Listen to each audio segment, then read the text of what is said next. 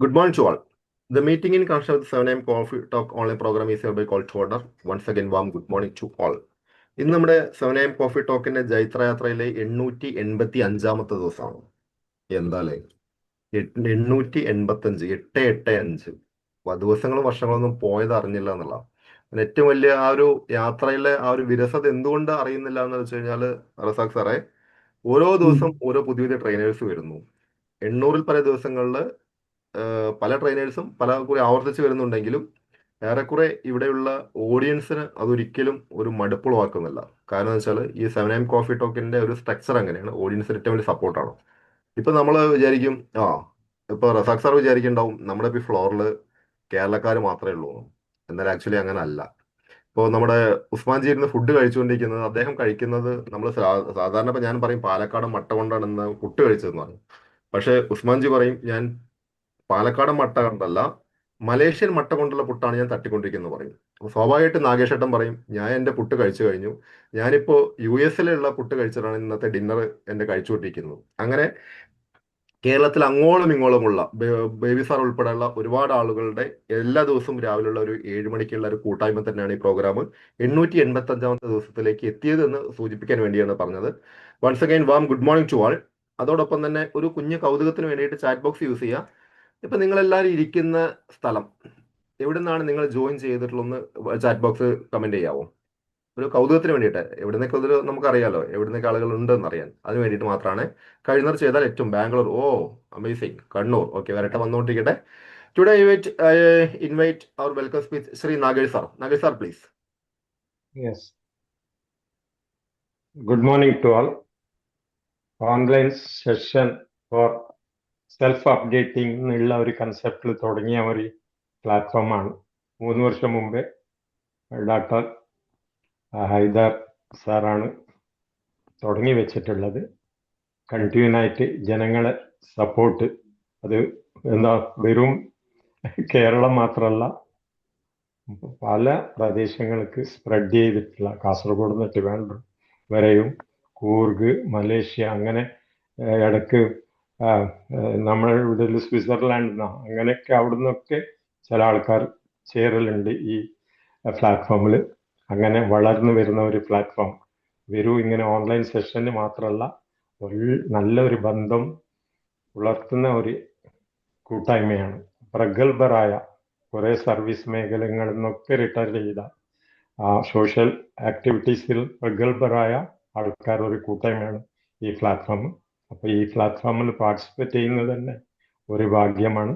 ഇന്ന് ഞങ്ങളിപ്പോൾ 885-ാമത്തെ സെഷനിലാണ് ഇന്ന് എല്ലാവരും ഇവിടെ കൂടിയിരിക്കുന്നത്. അപ്പോൾ ഈ അവസരത്തിൽ എനിക്ക് സ്വാഗതം പറയാൻ ഒരു അവസരം കിട്ടിയത് ഒരു ഭാഗ്യമെന്ന് കരുതുന്നുണ്ട്.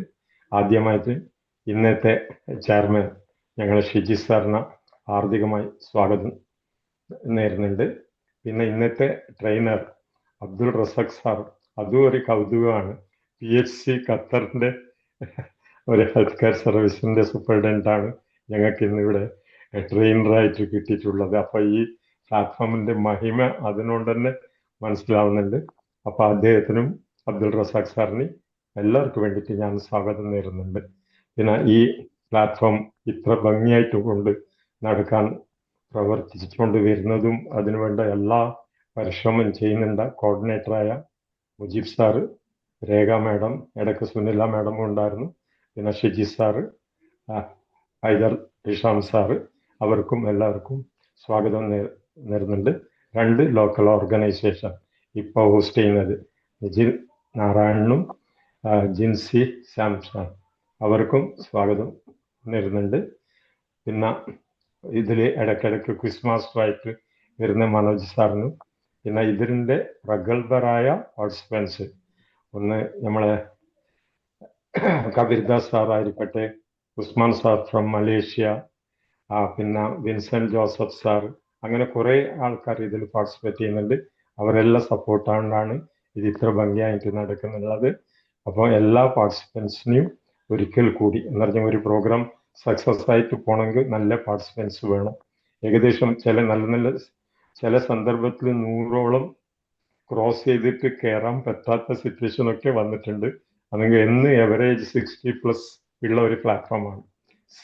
രാവിലെ 7 മണിക്ക് കൃത്യനിഷ്ഠതയോട് എല്ലാവരും ചേരുന്ന ഒരു പ്ലാറ്റ്ഫോം. അപ്പൊ എല്ലാവർക്കും എൻ്റെ ഹാർദികം സ്വാഗതം നേരുന്നുണ്ട്. ഈ അവസരം തന്ന ചെയർമാൻ ഷിജി സാറിന് എൻ്റെ നന്ദി രേഖപ്പെടുത്തുന്നുണ്ട്. Welcome to all. Thank you. Okay, thank you Nagesh ചേട്ടാ, thank you so much. Nagesh ചേട്ടൻ അവിടെ US പോയതിനു ശേഷമുള്ള ഏറ്റവും വലിയൊരു കൗതുകം റസാഖ് സാർ എന്താന്ന് വെച്ച് കഴിഞ്ഞാലേ, രാവിലെ അദ്ദേഹം സെവനാമിൽ കയറും. എന്നിട്ട് നമ്മളെല്ലാവരും പറയും ഗുഡ് മോർണിംഗ് എന്ന് പറയും. അപ്പൊ അദ്ദേഹം ഒരു ദിവസം പറഞ്ഞു ഗുഡ് മോർണിംഗ് ടു ആൾ എന്ന് പറഞ്ഞു. ഇത് കേട്ട ഉടനെ അദ്ദേഹത്തിന്റെ മകളും മരുവനും ഉടനെ എഴുന്നേറ്റു. അയ്യോ, ഇത്ര പെട്ടെന്ന് നേരം വെളുപ്പം.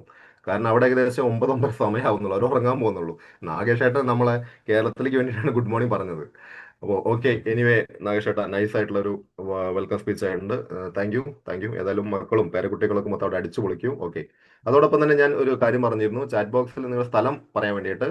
ഏകദേശം ഇപ്പോൾ 50-നടുത്ത ആളുണ്ട് റസാഖ് സാറേ. ഇതില് 21 പേരാണ് സ്ഥലം ടൈപ്പ് ചെയ്തിട്ടുള്ളത്. ബാക്കിയുള്ളത് ഞാൻ ചെയ്യൂല എന്നാ. എന്നെ കൊണ്ട് ചെയ്യിക്കാൻ നോക്കണ്ട, ഞാൻ ചെയ്യൂല. രാവിലെ തന്നെ എന്നോട് എന്ത് പറഞ്ഞാലും ഞാൻ ചെയ്യൂല. ആ ഒരു മനസ്ഥിതിയോട് കൂടി കുറെ പേരുണ്ട്. എനിവേ എന്റെ തിരക്കിലായിട്ട്. Sreejith sir good morning. ഞാനിപ്പോ വന്നിട്ടുള്ളൂ. ആണോ? എന്തെങ്കിലും പറഞ്ഞാൽ മതി. ആ, ഉത്തമൻ കൃത്യമായിട്ട് പാർട്ടി ക്ലാസ്സുകൾ അറ്റൻഡ് ചെയ്യുന്നില്ല, അതാണ് കുഴപ്പം. ഞാനിപ്പോ അറ്റൻഡ് ചെയ്ത് കേറിനേ ഉള്ളൂ. എന്താ നിങ്ങൾ പറഞ്ഞേന്ന് അറിയില്ല. ചെയ്യൂല സോറി എന്നുള്ളത് കേട്ടു. സോറി ശരിക്ക് ഈ സാനായ്മ റസാഖ് സാർ ഒരു 7:30 തുടങ്ങേണ്ടത്. തെറ്റ് നമ്മളെ ഭാഗത്ത്. നമ്മൾ 7 മണിക്ക് തുടങ്ങി എന്നുള്ള തെറ്റാണ് നമ്മൾ ചെയ്തത്. ഓക്കെ, വേറെ ഒന്നുമില്ല. ഷാഹിദ് ടീച്ചറെ, നിങ്ങൾ ഇരിക്കുന്ന സ്ഥലം എവിടെയാണെന്ന് ടൈപ്പ് ചെയ്യാൻ വേണ്ടിയിട്ട്, ഒരു കൗതുകത്തിന് അറിയാൻ വേണ്ടിയിട്ട്, അവർ പ്രത്യേകിച്ച് ഒരു കാര്യമില്ല. ഓക്കെ സാർ, ഒരുപാട് സോറി, പേര് ഇപ്പൊ ചെയ്യാം.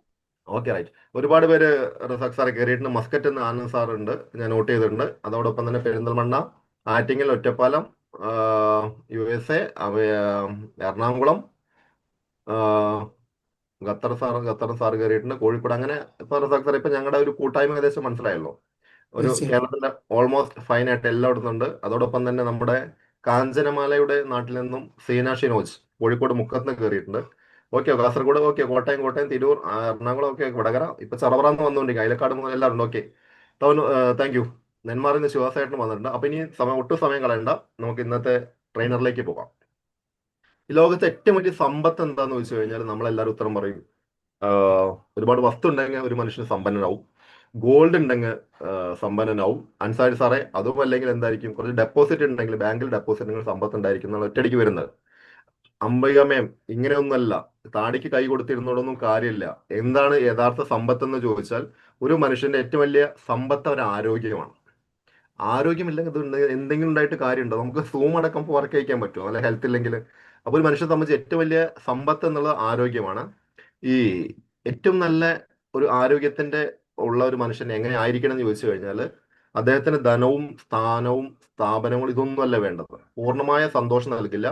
ശാരീരികവും മാനസികവും നമ്മുടെ സോഷ്യലും ആയിട്ടുള്ള ഒരു സ്വസ്ഥത, സ്ഥിരത ഉണ്ടെങ്കിൽ മാത്രമാണ് ഒരു ആരോഗ്യവൻ എന്ന് പറയുന്നത്.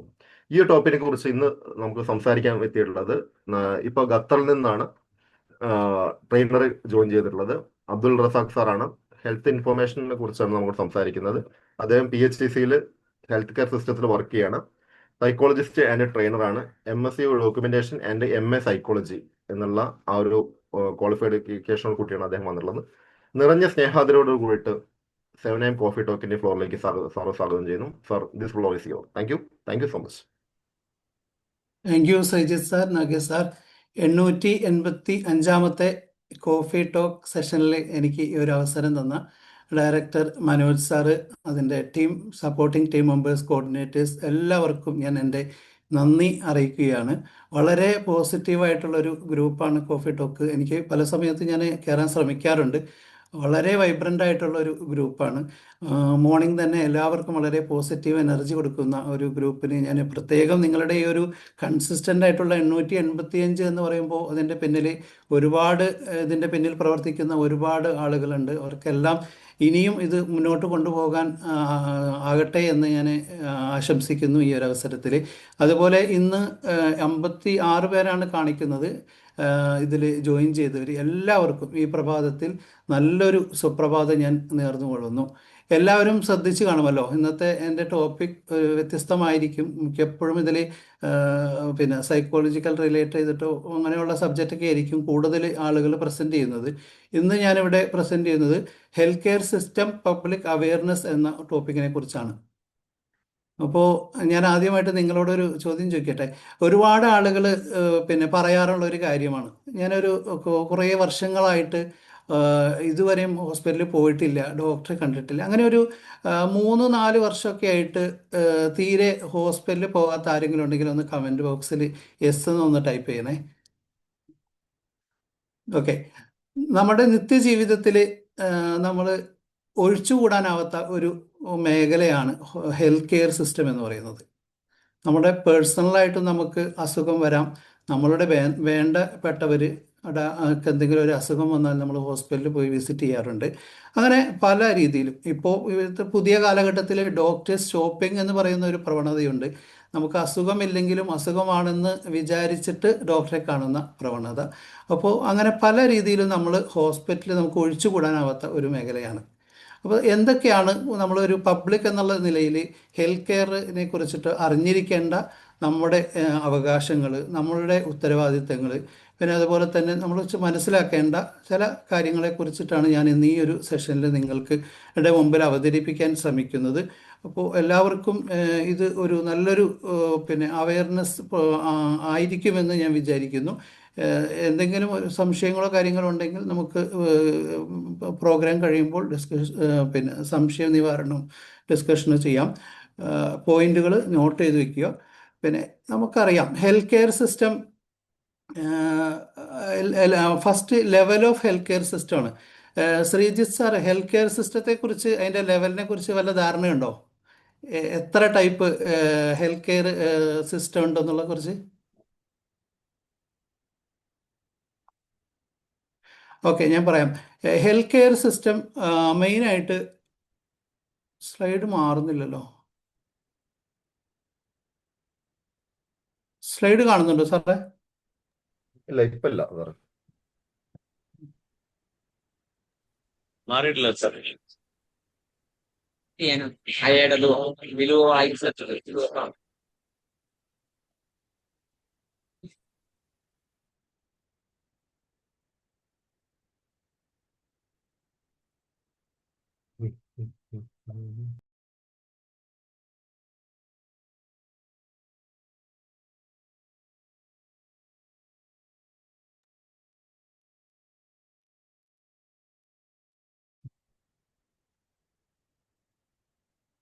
സാർ മ്യൂട്ടാണ്.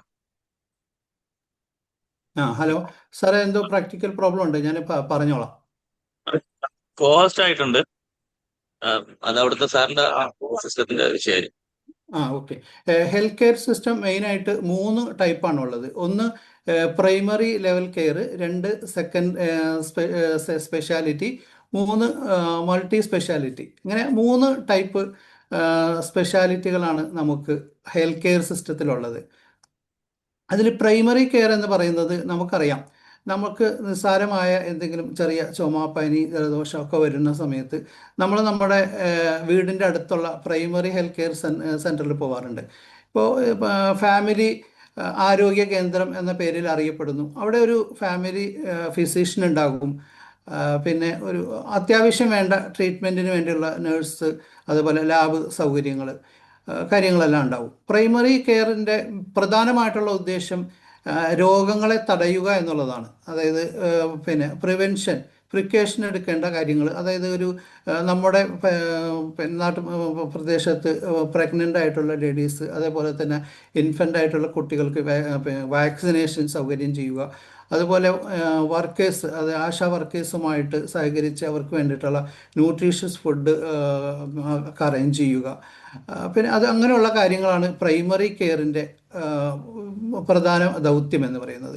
അവിടെ നിന്ന് നമുക്ക് എന്തെങ്കിലും ഒരു കോംപ്ലിക്കേഷൻസോ കാര്യങ്ങളോ വരുമ്പോൾ അവർ പിന്നെ സ്പെഷ്യാലിറ്റി ഹോസ്പിറ്റലിലേക്ക് ഒരു റെഫറൻസ് തരാറുണ്ട്. അപ്പോൾ സ്പെഷ്യാലിറ്റി നമ്മളിപ്പോൾ ഗവൺമെൻറ് സെക്ടറിലാണെങ്കിൽ ജില്ലാ ഹോസ്പിറ്റലിലോ താലൂക്ക് ഹോസ്പിറ്റലോ എന്ന് പറയും. ഇനി പ്രൈവറ്റ് സെക്ടറിലാണെങ്കിൽ സ്പെഷ്യാലിറ്റി ഹോസ്പിറ്റലുകളുടെ പ്രത്യേകത എന്ന് പറഞ്ഞാൽ ഓരോ ഓർഗൻസിനനുസരിച്ചിട്ട് അവിടെ വ്യത്യസ്തമായ സ്പെഷ്യലിസ്റ്റുകൾ അവൈലബിൾ ആയിരിക്കും. ഇപ്പോൾ നമ്മുടെ കാർഡിയാക്ക് സംബന്ധമായിട്ടാണെങ്കിൽ ഒരു കാർഡിയോളജിസ്റ്റ്, കുട്ടികൾക്ക് പീഡിയാട്രീഷ്യന്, പിന്നെ പ്രഗ്നന്റ് ലേഡീസിന് ഗൈനക്കോളജിസ്റ്റ്, ന്യൂറോ സംബന്ധമായിട്ടൊരു ന്യൂറോളജിസ്റ്റ്, എല്ലാവർക്കും അറിയാം സ്പെഷ്യാലിറ്റി. പക്ഷേ നമ്മളുടെ പബ്ലിക് അവയർനെസ് എന്നുള്ള രീതിയിൽ നമ്മളൊരു സ്പെഷ്യാലിറ്റി ഹോസ്പിറ്റലിൽ പോകുമ്പോൾ നമ്മൾ അറിഞ്ഞിരിക്കേണ്ട പ്രധാന ചില കാര്യങ്ങളുണ്ട്. കൂടുതൽ ആളുകൾക്കും ഉണ്ടാകുന്ന പല മിസ്റ്റേക്കുകളാണ്. ഇപ്പം ഞാനൊരു കാര്യം ചോദിക്കാം. മനോജ് സാറേ, ഒരു തലവേദന വരുമ്പോൾ നമ്മൾ ഏത് സ്പെഷ്യാലിറ്റീനാണ് കാണുന്നത്? ഒന്ന് പറയാമോ? തലവേദന വരുമ്പോ ഞാൻ പ്രൈമറിയിലാണ് പോകാറ്. ഓക്കെ. പിന്നെ അത് പോയിട്ട് മാറിയില്ലെങ്കിൽ അടുത്ത ജനറൽ ലെവലിലേക്ക് പോകും. മെഡിസിൻ ആണ് സാധാരണ കാണുന്നത്, ജനറൽ അടുത്ത മെഡിസിൻ. ലെവലിലേക്ക് പോകും സാർ. ഓക്കെ. അപ്പോൾ നമുക്ക് വിട്ടുമാറാത്ത, ഇപ്പോൾ മൈഗ്രെയിനൊക്കെ പോലെയുള്ള വിട്ടുമാറാത്ത തലവേദന വരുമ്പോൾ, തലവേദന പല രീതിയിലുണ്ടാവാറുണ്ട്.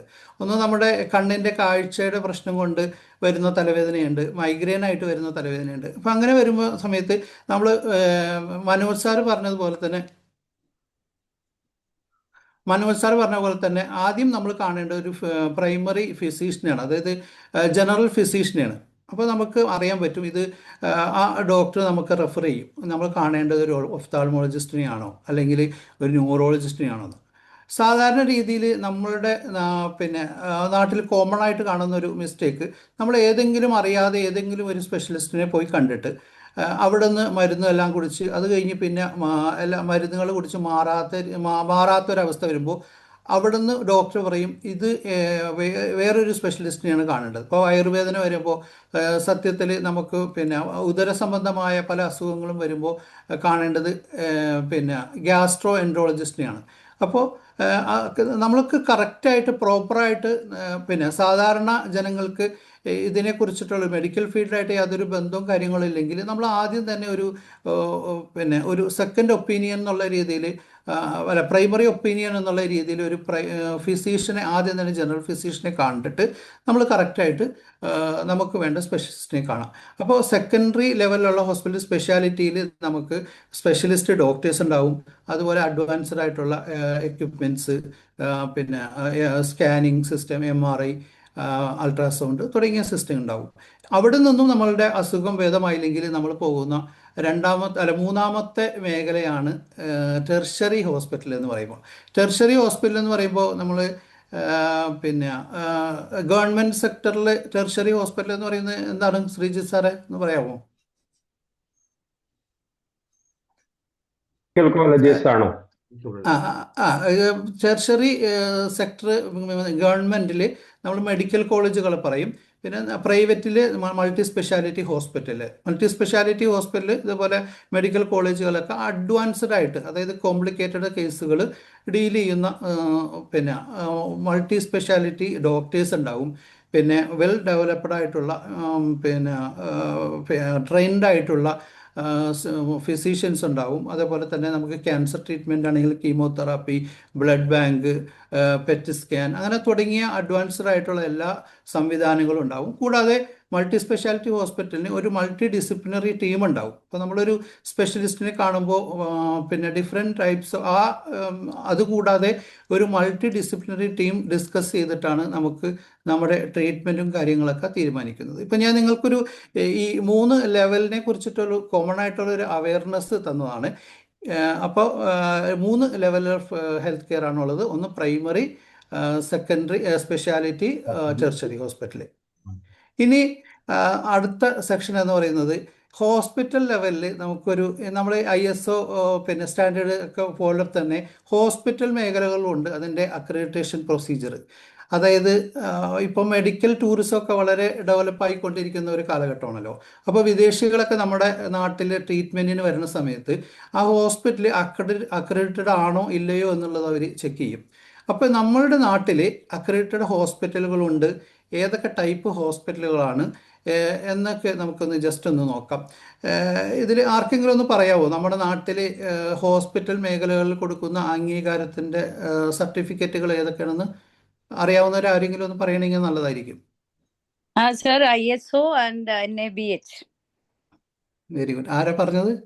ബിജിയാണ്. ഓക്കെ, താങ്ക് യു ബിജു മാം. അപ്പോൾ പിന്നെ അത് ഇപ്പം NABH നമ്മുടെ ഇന്ത്യയുടെ ഒരു അക്രഡിറ്റേഷനാണ്. അതുപോലെ തന്നെ ഇൻ്റർനാഷണൽ ലെവൽ കൊടുക്കുന്ന ഒരു പ്രൈവറ്റ് മേഖല കൊടുക്കുന്ന ഒരു അംഗീകാരമുണ്ട്. ആർക്കെങ്കിലും അറിയോ അത്? അത് നമ്മുടെ ഈ കോഫി ടോക്കിൻ്റെ ഒരു സംബന്ധമായിട്ടുള്ള ഒരു പേര് തന്നെയാണ്. നമ്മളെല്ലാവരും അതിൽ വർക്ക് ചെയ്യുന്ന ആളാണ്. പേരിനൊരു സാമ്യമുണ്ട്. ജസ്റ്റ് ഒരു ഓക്കെ, ഞാൻ പറയാം. JCI എന്ന് തന്നെയാണ് അതിൻ്റെ പേര്. നമ്മുടെ JCIയുടെ ഫുൾ ഫോം എന്താണ് ഒന്ന് പറയുമോ? Junior chamber international. അതെ, ജൂനിയർ ചേംബർ ഇന്റർനാഷണൽ. അതുപോലെ തന്നെ പ്രൈവറ്റ് മേഖലയിൽ കൊടുക്കുന്ന അക്രഡിറ്റേഷൻ്റെ പേരാണ് JCI എന്നുള്ളത്. അതിൻ്റെ full form joint commission accreditation of international എന്നാണ്. എന്തായാലും നമുക്ക് ഓർത്തിരിക്കാൻ വളരെ എളുപ്പമാണ്. അപ്പോൾ ഇത് ഒരു അമേരിക്കൻ ബേസ്ഡ് ആയിട്ടുള്ള ഒരു ലോക നിലവാരത്തിലുള്ള ട്രീറ്റ്മെൻറ്റ് കിട്ടുന്ന ഒരു അക്രഡിറ്റേഷനാണ് JCI എന്ന് പറയുന്നത്. 3 വർഷം കൂടുന്നവരാണ് ഇത് റിന്യൂ ചെയ്യുന്നത്. പിന്നെ ഇപ്പം നേരത്തെ പറഞ്ഞ പോലെ NABH എന്ന് പറയുന്നത് national accreditation board for hospital എന്നുള്ളതാണ് അതിൻ്റെ ഫുൾ ഫോം. ഇത് പ്രൈവറ്റ് മേഖലകളിലും അതുപോലെ തന്നെ ഗവൺമെൻറ് സെക്ടറുകളിലും എടുക്കുന്ന ഒരു അക്രഡിറ്റേഷനാണ്. ഇപ്പോൾ നമ്മുടെ നാട്ടിൽ പിന്നെ പല ഹോസ്പിറ്റലുകളും ഫേമസ് ആയിട്ടുള്ള ഇപ്പോൾ ആസ്റ്റർ, അമൃത ഹോസ്പിറ്റൽ, അതേപോലെ തന്നെ മിംസ് തുടങ്ങിയ ഹോസ്പിറ്റലുകളൊക്കെ ഈ ഒരു അക്രഡിറ്റേഷൻ, അതുപോലെ JCI കിട്ടിയ ഹോസ്പിറ്റലാണ് നമ്മുടെ അഹല്യ ഹോസ്പിറ്റൽ. ഇതെല്ലാം ലോക നിലവാരത്തിലുള്ള ഹോസ്പിറ്റലുകളാണ്. അപ്പോൾ ഇങ്ങനെയുള്ള ഹോസ്പിറ്റലുകൾ ഇപ്പം ദയ ഹോസ്പിറ്റൽ, പിന്നെ എറണാകുളം ഗവൺമെൻറ് ഹോസ്പിറ്റൽ NABH ഉണ്ട്. അപ്പോൾ ഞാൻ പബ്ലിക്കിന് ആ ഒരു അവയർനെസ് കൊടുത്തത്, നമ്മൾ ഈ ഹോസ്പിറ്റലൊക്കെ പോകുന്ന സമയത്ത് ഇങ്ങനെയുള്ള അക്രഡിറ്റഡ് ഹോസ്പിറ്റലാണെന്ന് ചെക്ക് ചെയ്തിട്ടുണ്ടെങ്കിൽ നമുക്ക് ഇതിൻ്റെ മെച്ചം എന്തെന്നാൽ നമുക്ക് നല്ല നിലവാരത്തിലുള്ള ഹോസ്പിറ്റൽ കിട്ടും. കാരണം അവിടെ ചെയ്യുന്ന ഓരോ പ്രൊസീജിയറിനും ഓരോ പ്രോട്ടോക്കോൾ ഉണ്ട്. കറക്റ്റ് രീതിയിലുള്ള പിന്നെ ഒരു പാത്ത് വേ ഉണ്ടാവും ഓരോ ട്രീറ്റ്മെൻറ്റ് ചെയ്യുമ്പോഴും. ഇപ്പോൾ നമുക്ക് ഹോസ്പിറ്റലിൽ നിന്ന് കിട്ടേണ്ട കുറേ റൈറ്റ്സും റെസ്പോൺസിബിലിറ്റി ഉണ്ട്. അത് ഞാനിപ്പോൾ വിശദീകരിക്കുന്നുണ്ട്. അപ്പോൾ അതെല്ലാം കറക്റ്റായിട്ട് ഫോളോ ചെയ്യുന്ന ഹോസ്പിറ്റലുകളാണ് ഇങ്ങനെയുള്ള ഹോസ്പിറ്റലുകൾ. NABHന് ഒരു 600 ക്രൈറ്റീരിയ ഉണ്ട്. അപ്പോൾ ആ 600 ക്രൈറ്റീരിയ മെറ്റ് ചെയ്താൽ മാത്രമേ ഇവർക്ക് ഈ അക്രഡിറ്റേഷൻ കിട്ടുകയുള്ളൂ. പിന്നെ അതുപോലെ തന്നെ JCIക്ക് കുറച്ചും കൂടെ NABHനേക്കാളും കുറച്ചും കൂടെ കോംപ്ലിക്കേറ്റഡ് ആണ്. കാരണം ഇതൊരു ഇൻ്റർനാഷണൽ അക്രഡിറ്റേഷൻ ആണല്ലോ. അപ്പോൾ അതിൽ മെയിനായിട്ട് ഇവർ എന്തിനെ ബേസ് ചെയ്തിട്ടാണ് ഈ അക്രഡിറ്റേഷൻ കൊടുക്കുന്നതെന്ന് വെച്ചാൽ JCI ജസ്റ്റ് നിങ്ങൾക്കൊന്ന് അറിയാൻ വേണ്ടിയിട്ട് പറയുകയാണ്. 6 കാര്യങ്ങളാണ്. IPSC എന്ന് പറയും, ഇൻ്റർനാഷണൽ പേഷ്യൻ്റ് സേഫ്റ്റി ഗോൾസ്. നമ്മൾ എപ്പോഴും ന്യൂസ് പേപ്പറിലൊക്കെ വായിക്കുന്ന പല കാര്യമാണ്. പേഷ്യൻ്റ് മാറിപ്പോയിട്ട് ട്രീറ്റ്മെൻറ്റ് ചെയ്തിട്ട് പിന്നെ പേഷ്യൻ്റ് മരണപ്പെട്ടു, അല്ലെങ്കിൽ സർജറി ചെയ്തപ്പോൾ കാലിന് ചെയ്യേണ്ടത് കൈക്ക് ചെയ്ത്, അല്ലെങ്കിൽ റൈറ്റ് ഇപ്പോൾ കാറ്ററാക്റ്റൊക്കെ ചെയ്യുന്ന സമയത്ത് റൈറ്റ് ഐക്ക് ചെയ്യുന്ന പകരം ലെഫ്റ്റ് ഐ ചെയ്ത്. ഇതൊക്കെ നമ്മൾ സർവ്വസാധാരണമായിട്ട് കേൾക്കുന്ന കാര്യങ്ങളാണ്. നിങ്ങൾക്ക് എല്ലാവർക്കും നിങ്ങളുടെ പല കാര്യങ്ങളും ഷെയർ ചെയ്യാനുണ്ടാവും. പക്ഷേ നമുക്ക് സമയമില്ലാത്തതിൻ്റെ പേരിൽ ഞാൻ കുറച്ച് ചോദിക്കുന്നില്ല. പിന്നെ അപ്പോൾ ഈ 6 കാര്യങ്ങളെന്ന് പറഞ്ഞാൽ, ഒന്ന് പേഷ്യൻ്റ് ഐഡൻറ്റിഫിക്കേഷൻ. അപ്പോൾ നമ്മൾ ഒരു ഇതുപോലുള്ള ഹോസ്പിറ്റലിലൊക്കെ പോണ സമയത്ത് നമ്മുടെ കയ്യിൽ അവരൊരു ബാൻഡ് തരും. കറക്റ്റ് നമ്മളുടെ പിന്നെ പേര്, അതേപോലെ തന്നെ ഡേറ്റ് ഓഫ് ബർത്ത്, അങ്ങനെ 2-3 ഐഡൻറ്റിഫിക്കേഷൻ നോക്കിയിട്ട് നമുക്കൊരു ബാൻഡ് തന്നിട്ട് നമ്മൾ ഡിസ്ചാർജ് ആവുന്നവരെയും ആ ബാൻഡ് നമ്മുടെ കയ്യിലുണ്ടാവും. അപ്പോൾ ഓരോ ട്രീറ്റ്മെൻറ്റിൻ്റെ സമയത്ത് പിന്നെ നേഴ്സസ് ആണെങ്കിലും ഏത് ഹെൽത്ത് കെയർ വർക്കേഴ്സ് ആണെങ്കിലും ആ ബാൻഡ് നോക്കിയിട്ടാണ് നമ്മൾക്ക് ട്രീറ്റ്മെൻറ്റ് തരുന്നത്. രണ്ടാമത്തത് കമ്മ്യൂണിക്കേഷൻ എന്ന് പറയുമ്പോൾ അവിടെ ഒരു റീഡ് ബാക്ക് പോളിസിയാണ് അവർ ഫോളോ ചെയ്യുന്നത്. കാരണം പെട്ടെന്നൊരു എമർജൻസി സിറ്റുവേഷനിൽ ഡോക്ടർ അവൈലബിൾ അല്ലാത്ത സമയത്ത് നേഴ്സസിന് പെട്ടെന്ന് ഒരു മെഡിസിൻ കൊടുക്കണം. അപ്പോൾ നേഴ്സ് എന്താ ചെയ്യണേ? ഡോക്ടറിനെ ഫോണിലൂടെ ബന്ധപ്പെട്ടിട്ട് ഒരു മെഡിസിൻ പറഞ്ഞു കൊടുക്കും. ആ സമയത്ത് ഈ ഡോക്ടർ പറയുന്ന മെഡിസിനാണ് നേഴ്സ് കൊടുക്കുന്നതെന്ന് അറിയാൻ വേണ്ടിയിട്ട് സ്പെല്ലിംഗ് അടക്കം ഡോക്ടർ നേഴ്സ് ഡോക്ടറോട് പറഞ്ഞിട്ട് അത് കറക്റ്റായിട്ട് ഡോക്യുമെൻ്റ് ചെയ്ത് വെച്ച് അവിടെ അതിനെ ക്രോസ് ചെക്ക് ചെയ്യാനായിട്ട് ഒരു പിന്നെ ഫാർമസിസ്റ്റും കൂടെ ഉണ്ടാവും, ട്രെയിൻഡ് ആയിട്ട്. അപ്പോൾ അത്രയ്ക്കും വളരെ അക്യുറേറ്റ് ആയിട്ട് ചെക്ക് ചെയ്തിട്ടാണ് പേഷ്യൻറ്റിന് മരുന്ന് കൊടുക്കുന്നത് ഇങ്ങനെയുള്ള അക്രഡിറ്റഡ് ഹോസ്പിറ്റലിൽ. പിന്നെ മൂന്നാമത്തേതാണ് ഹൈ അലേർട്ട് മെഡിക്കേഷൻ്റെ സേഫ്റ്റി. ഇപ്പോൾ ലോകത്തിൽ ഓരോ മണിക്കൂറിലും മരുന്ന് മാറിക്കൊടുത്ത് മരണപ്പെടുന്നവരുടെ പിന്നെ എണ്ണം വളരെ കൂടുതലാണ്. ഇൻ്റർനാഷണൽ നമ്മളൊന്ന് ഗൂഗിളൊക്കെ ചെക്ക് ചെയ്ത് നോക്കി അറിയിക്കഴിഞ്ഞാൽ. കാരണം ഈ ഹൈ അലേർട്ട് മെഡിസിൻ എന്ന് പറഞ്ഞപ്പോൾ പൊട്ടാസ്യം ക്ലോറൈഡ് ഒക്കെ തുടങ്ങിയ പല മെഡിസിനും വളരെ ക്ലോസ്ഡ് ആയിട്ടുള്ള ക്യാബിനറ്റിലും അതുപോലെ തന്നെ ഫാർമസിയിൽ പല മെഡിസിനും ഈ അതിനെ ഹൈ അലേർട്ട് മെഡിസിൻ എന്നാണ് പറയുന്നത്. അതെല്ലാം റെഡ് ലേബിൾ വെച്ചിട്ട് മാർക്ക് ചെയ്ത് പ്രത്യേകം സ്റ്റോർ ചെയ്യേണ്ട മെഡിസിനാണ്. അപ്പോൾ പലപ്പോഴും എമർജൻസി സിറ്റുവേഷനിൽ ഇപ്പോൾ ഒരു കാർഡിയാക് അറസ്റ്റ് ഒക്കെ വരുന്ന സമയത്ത് പെട്ടെന്നൊരു പാനിക് സിറ്റുവേഷനിൽ നേഴ്സസ് മാറി മരുന്ന് കൊടുക്കാറുണ്ട്. അപ്പോൾ അതിന് വേണ്ടിയിട്ടുള്ള പ്രത്യേകം അവർ മോണിറ്റർ ചെയ്യുന്നുണ്ട്. അതിനാണ് ഹൈ അലേർട്ട് മെഡിസിൻ. പിന്നെ വരുന്നത് നമ്മൾ കൂടുതലും നമ്മുടെ മെഡിക്കൽ കോളേജുകളിലും ഒക്കെ കേൾക്കുന്ന ഒരു പിന്നെ കംപ്ലൈൻ്റ് ആണ് സർജറി സൈറ്റ് മാറി ഓപ്പറേഷൻ ചെയ്യുക എന്നുള്ളത്. അപ്പം അതിന് വേണ്ടിയിട്ട് അവർക്ക് സർജറി സൈറ്റ് വെരിഫിക്കേഷൻ ഉണ്ട്.